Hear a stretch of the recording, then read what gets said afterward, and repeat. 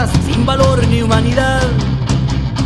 Como un puñal que hiere sin piedad, así es la ley del Huinca para el Peñi, siempre en cada tribunal. Olvidan que el mapuche siempre estuvo antes de constituciones, parlamentos, ni hablar de legislaciones.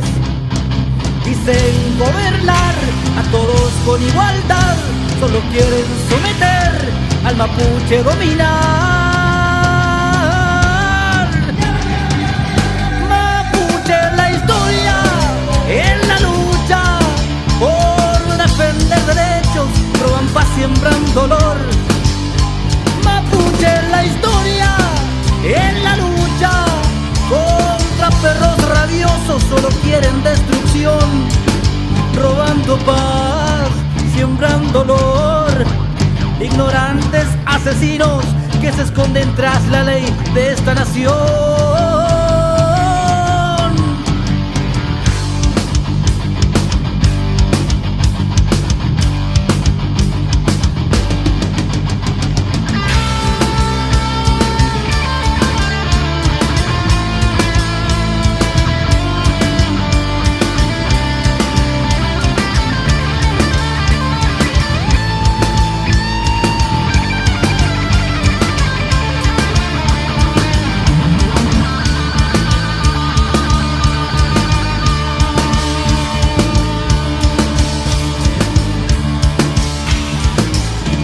Quieren romper toda comunidad que defiende sus derechos, territorios con la fuerza policial.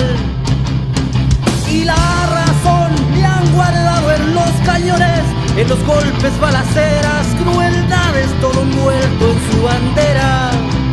¿Hasta dónde llegará? Se pregunta el Pehuen, le pregunta el Canelo, hacia el cielo a nuestro Chauguenechén. Ya se quebró el silencio en esta tierra sagrada, cañones que disparan, armonía asesinada. Mapuche, la historia en la lucha por defender derechos, roban paz, siembran dolor. Mapuche, la historia en la lucha contra perros rabiosos, solo quieren destrucción, robando paz, siembran dolor. Ignorantes asesinos que se esconden tras la ley de esta nación. Mapuche, la historia en la lucha por defender derechos, roban paz, siembran dolor. Mapuche, la historia en la lucha contra perros rabiosos, solo quieren destrucción, robando paz, siembran dolor. Ignorantes asesinos que se esconden tras la ley de esta nación.